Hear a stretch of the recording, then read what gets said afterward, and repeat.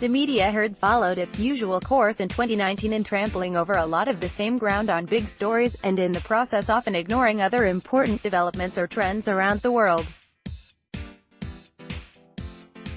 Here is foreign policy's assessment of the stories the mainstream media dwelled too much on, and what we missed. The most overrated stories: placards featuring Britain's Labour Party leader Jeremy Corbyn and Britain's then Prime Minister Theresa May in the colours of the European Union lean against a pillar near the Houses of Parliament in London on April 25. Daniel Olivas, AFP via Getty Images. Donald Trump's impact. The leader of the free world spent another year seemingly trying to do as much damage as he could to the free world, especially to Ukraine. But after 3 years of this behavior, it's become clearer that there may be only so much harm one U.S. president can do, especially now that the House of Representatives has sent a message to the world, by making Donald Trump only the third U.S. president to be impeached, that even many Americans find his conduct toward other nations to be unacceptable. The threat of Trump's trade wars to the global economy was perhaps the most hyped theme of 2019, but as the year closed out, economic trends still looked fairly positive. Though investment and demand remained subdued, global growth was expected to tick up as a partial China deal and passage of NAFTA successor eased the way. Despite impeachment at home and fears of confrontation abroad, no major crises have erupted, though North Korea's patience with Trump may be quickly running out. The emerging theme in 2020, perhaps, will be the normalization of Trumpism as well as Brexit, which now looks set to happen by Jan. 31 following British Prime Minister Boris Johnson's smashing parliamentary victory in December.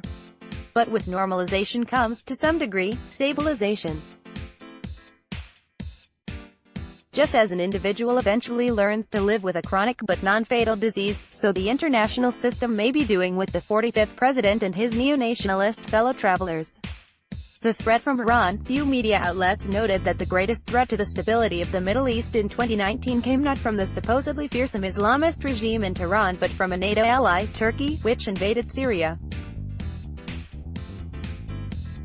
Though it was blamed for an attack on Saudi Aramco facilities, Iran did next to nothing in terms of aggression against Washington, apart from allegedly downing a U.S. drone, and was mainly occupied with addressing its own internal turmoil as its economy suffered under Trump's renewed sanctions. AUN report in December even questioned the evidence indicating that Tehran was responsible for the Aramco attack. And yet by mid-year, led by Trump's hawkish national security advisor, John Bolton, and egged on by Israeli Prime Minister Benjamin Netanyahu, Washington appeared to be on the verge of war with Iran, to the point where U.S. senators warned the conflict was becoming the run-up to the Iraq War all over again. 16 years after the U.S. invasion of Iraq, we are again barreling toward another unnecessary conflict in the Middle East based on faulty and misleading logic, two Democratic senators, Tom Udall and Dick Durbin, wrote in an op-ed in The Washington Post. Even a senior British military official, Major Gen. Chris Geika, the deputy commander of the U.S.-led coalition fighting the Islamic State, said he saw no increased risk from Iran or allied militias in Iraq or Syria.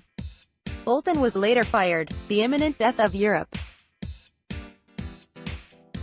Almost since its inception in 1992, the European Union has been slated for some future breakup, and never so much in the months leading up to the parliamentary elections in May, when the major media opined endlessly that right-wing populist forces appeared ready to fatally divide the EU. Instead, there was evidence of a new pluralism, with the Greens and centrists doing well and even far-right groups such as Marine Le Pen's National Rally in France and Matteo Salvini's League in Italy showing a new willingness to push their agendas within the Union rather than outside it. Thus, as we've seen going back to the Greek financial crisis nearly a decade ago, the center in Brussels has continued to hold. Maduro's certain departure. After Venezuelan National Assembly President Juan Guaido declared himself interim president on Jan. 23 months of media anticipation ensued that President Nicolas Maduro would fall and democracy would triumph over the mess that Chavezism had made of the country. U.S. National Security Advisor John Bolton said the criminal regime of Maduro would soon collapse. Elliot Abrams, Trump's Venezuela envoy, said in July that Maduro would absolutely fall by year's end. Didn't happen. By the end of April, Guaido failed to rally support in an uprising. And by the time 2019 closed out, he was rapidly losing support, and Maduro had handily outlasted even his fellow socialist Evo Morales of Bolivia. The most underrated stories: Indonesian firefighters extinguish a fire in Pekanbaru, Riau Province, on Sept. 13 is the number of blazes in Indonesia as rainforests jumped sharply, adding to concerns about the impact of wildfire outbreaks worldwide on global warming.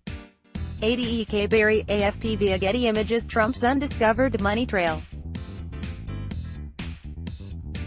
Little noted by the media in the run-up to Trump's impeachment in December was a confession that seemed almost unprecedented. Trump actually admitted he did something wrong that may have made him criminally liable. As part of a settlement, the president paid 8 charities a total of $2 million, while the New York State Attorney General said Trump admitted he misused funds raised by the Donald J. Trump Foundation to promote his presidential bid and pay off business debts, according to the New York Times. And yet even that was only a small part of a larger story about money, one that had been much anticipated in 2018 when the report by special counsel Robert Mueller on Trump's alleged collusion with Russia was being prepared, but which much of the media later ignored or played down. Although Trump's businesses and personal wealth depended for years on money from Russia and the former Soviet Union, Mueller and other investigators barely touched on that. As former ambassador to Russia Michael McFaul told Foreign Policy, the money trail is the most important part of the unanswered questions. Were these just innocent transactions, or were these done by Russian proxies to gain influence? The conduct of the Forever War, what is now routinely referred to as the Forever War, has disappeared almost entirely, not only from the front pages but from news coverage altogether. From Afghanistan to Iraq to Syria, Libya, the Horn of Africa, and other places unknown, the United States and its Western allies are fighting a diffuse global conflict that most people don't understand or know much about, that most legislators in Congress want little to do with, at least until very recently, and that the White House and Pentagon have turned into quotidian routine. And yet people are dying in this war in significant numbers, many of them innocent, and there are no casualty lists, no public after-action reports, and few follow-up investigations about collateral damage. The lack of attention to this story may be the subtext of the Taliban's surprising success in Afghanistan. Since the disbanding of the International Security Assistance Force there in 2014, when Washington took full control once again, civilian deaths have mounted appallingly, experts say. And the broader war appears to be making little progress, especially in West Africa. Foreign Policy's Robbie Gramer reported in late December that the United States is shifting to diplomacy, and planning to appoint a new special envoy to the Sahel, while the U.S. military may be quietly scaling down. The rise of the global digital monopolies. People fret about it all the time in op-eds, but no one seems to have any idea what to do about the aggressive buyouts of rival platforms by Facebook, Google, and Amazon. In mid-2019, the U.S. Justice Department announced a broad antitrust review, but neither the Trump administration nor Congress appears eager to push the matter too hard. Meanwhile, the digital giants are perfecting the art of what the Harvard Business School scholar Shoshana Zuboff calls surveillance capitalism, exploiting the data of their millions of users for free and in the process shattering communities, while Facebook founder Mark Zuckerberg and others absolve themselves of responsibility for fact-checking. Where is Teddy Roosevelt, the original trust buster, when you need him? Climate change. This is a perennial, folks. A collective yawn appeared to greet the failure of the COP25 United Nations Climate Change Conference in December, despite 2 weeks of talks. with the United States only looking on since Trump's announced withdrawal from the Paris Climate Agreement, which will be finalized in 2020. Diplomats could not reach consensus on major sticking points to implement the pact. Meanwhile, things are getting worse, said Petteri Talas, the Secretary-General of the World Meteorological Organization, which in December issued its annual State of the Global Climate Report.